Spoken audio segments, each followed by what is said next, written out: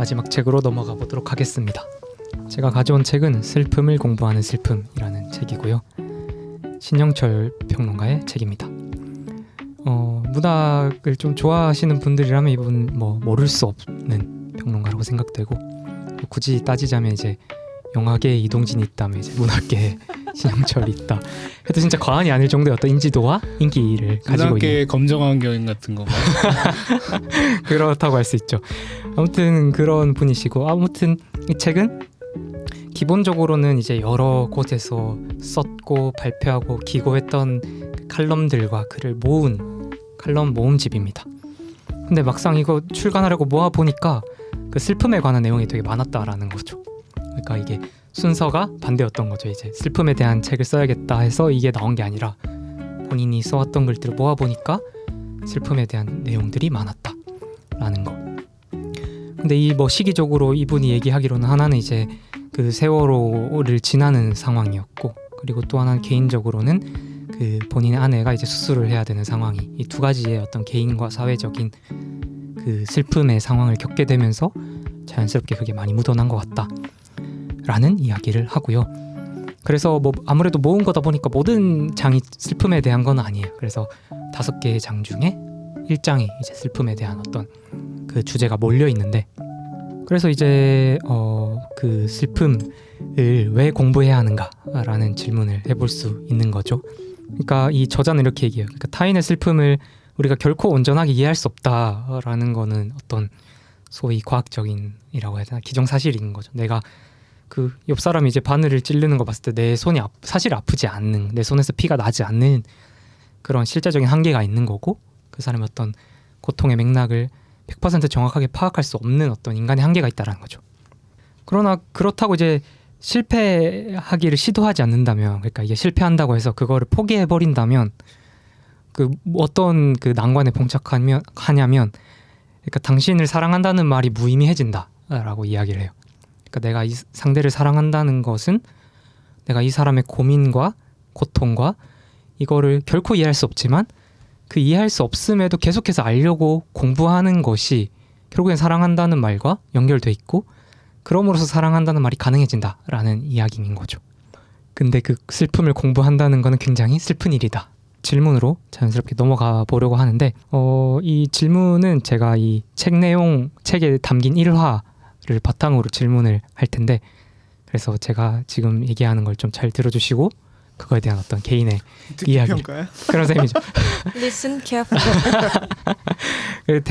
각자의 생각을 자유롭게 얘기해 주시면 될 것 같습니다. 옛날 이야기예요. 그 페르시아와 이집트 간에 전쟁이 있었고, 그 전쟁에서 페르시아가 이깁니다. 보통 이제 그 전쟁에서 이기면 이 패전국에 대한 모욕이나 어떤 징벌을 가하잖아요. 그 이집트 왕을 이제 길거리에 세워두고 어떤 만행을 펼치냐면, 일단 그 딸을 하녀로 팔려가는 장면을 눈앞에서 보여줘요.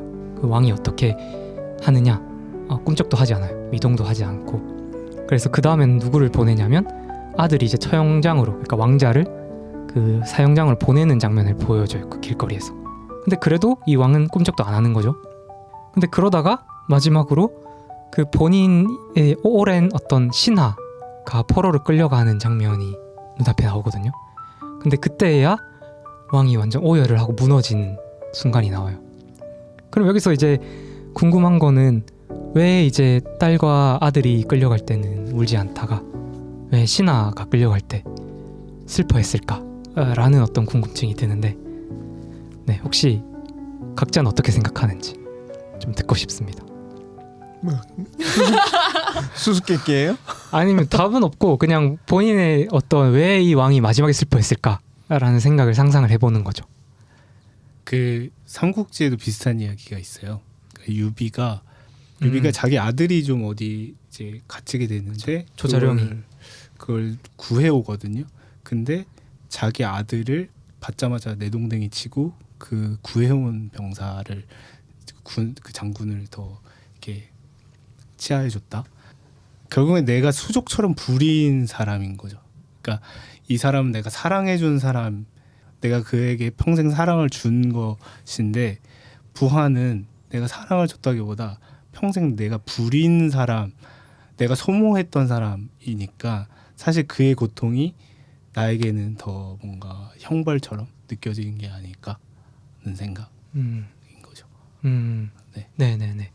실제로 책에 이 얘기 중에 그런 이야기도 있긴 있어요. 그러니까 이게 공적인 관계이기 때문에 더 책임이 막대하게 느껴졌을 것이다. 이런 거. 그런 뉘앙스인 것 같아요. 혹시 두 분은 좀 어떠세요? 뭐 같은 이야기일 것 같은데, 그러니까 딸과 아들 앞에서 왕은 왕이라기보다는 아버지일 테고, 그치만 부하 신하 앞에서는 온전히 왕이니까 뭐 자신의 왕으로서의 몰락을 더 직면하게 하는 장면이었겠다 하는 생각이 먼저 들고, 그리고 그냥 요건 그냥 저의 머릿속에서 일어난 역동이고, 저의 그냥 심정적으로 내가 왕이었다면 하는 마음으로 돌아가면, 아, 저 새끼도 나처럼 똑같이 누리다가 죽는 건데 뭐 약간 이런 마음이 더 드는 것 같아요. 그러니까 비슷한 얘기죠. 내가 부리던 사람은 어떤 시기를 누렸다라기보다는 계속 뭔가 쓰임만 하다가 결국 끝이 이런 쓰임으로 끝이 나는 그 사람에 대한 죄책이나 연민이나 이런 것들이 뒤섞이지 않을까? 뭐 이런 생각이 드는 것 같아요. 저는 그 현장을 넘어서 봐야 된다고 생각해요. 내 자식이 그거 됐을 때는 울지 않고 내 부하가 했을 때는 우는 그 현장에서 그 등장인물을 내 부하와 아이들만으로 놓고 그 현장을 보는 게 아니라 그 현장을 지켜보고 있는 내가 다스려야 하는 백성들까지의 영역으로 확장시키면 사실 거기에서 내가 가족이 그렇게 되는 건 울고 있을 수 없는 거죠. 내 백성들이 나를 이제 보는 관점에서는. 저도 그렇지 않을까 싶은데요. 그냥 자기의 왕국, 자기의 세계는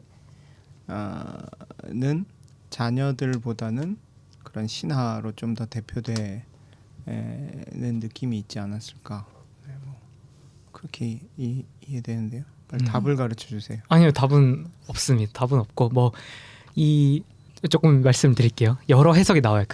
이게 어떤 상황에서 나오냐면 그 발터 벤야민이라는 독일 철학자와 그 친구들이 이 이야기를 두고 왜 울었을까에 대한 어떤 되게 서로의 의견들을 막 얘기하거든요. 거기에 이게 책에 담겨 있어요. 그래서 어떤 사람 어떻게 얘기하냐면 뭐 임표 관사님이랑 비슷하게 그 이제 가족은 이제 같은 운명 공동체라는 거죠. 사적인 운명 공동체고, 근데 신하는 공적 관계 속에서 책임 관계이기 때문에 여기서 나의 죄책감과 나의 잘못이 더 절감돼 있을 거다. 뭐 이런 이야기가 있고, 또 하나는 뭐 유미 간사님이랑 조금 비슷할 수 있지만 그 가족들은 나와 너무 가깝기 때문에 무디다. 그러니까 소위 내 옆 사람보다는 저기 아프리카에서 굶고 있는 아이를 봤을 때 더 마음이 아픈 것처럼, 그러니까 내가 거리가 있기 때문에 더 이게 선명하게 다가온 건 아닌가, 이런 해석도 있고, 또는 이제 이미 이제 그 전부터 왕은 슬픔이 계속 차오르고 있었다. 그리고 마지막 신하는 그냥 이렇게 그냥 마지막에 그렇죠. 그냥 한번 그냥 툭 건드렸는데 와르르 무너진 것이다. 슬픔이 계속 차오르다가, 이런 이야기도 있죠. 그리고 또 하나는 이제 원작, 그러니까 이 역사의 그 이야기 속에 실제. 담겨 있는 실제의 답인데, 요건 뭐냐면 집안의 고통은 너무나 커서 울고불고 할 일이 아니다. 그 신하의 고통은 울어줄만 했다. 라고 이야기를 하는데, 아무튼 이제 이게 너무 해석이 다채로운 것이죠. 근데 이 이야기를 가져오면서 이 신영철 평론가가 하는 이야기가 뭐냐면 이걸 고민하는 게 이제 슬픔을 공부하는 것이다. 이렇게 이야기를 하는 거죠. 그러니까 왜 울었는지, 사람이 왜 슬퍼했는지에 대해서 각자 생각해보고 그 슬픔, 그 사람의 슬픔으로 다가가려고 노력하는 것. 이런 일화입니다. 지금 우리 공부시킨 거네요. 그렇죠. 지금 농사꾼이 되는 줄 알았어. 슬픔을 심었어 지금. 무럭무럭 자라길 바라면서. 네. 그 리커버 그 판에 신영철 작가가 편지를 써요. 그래서 세상엔 여전히 슬픔이 많습니다. 저의 공부도 여전합니다. 열등생이지만 열심히 하고 있습니다. 여러분의 공부를 응원합니다.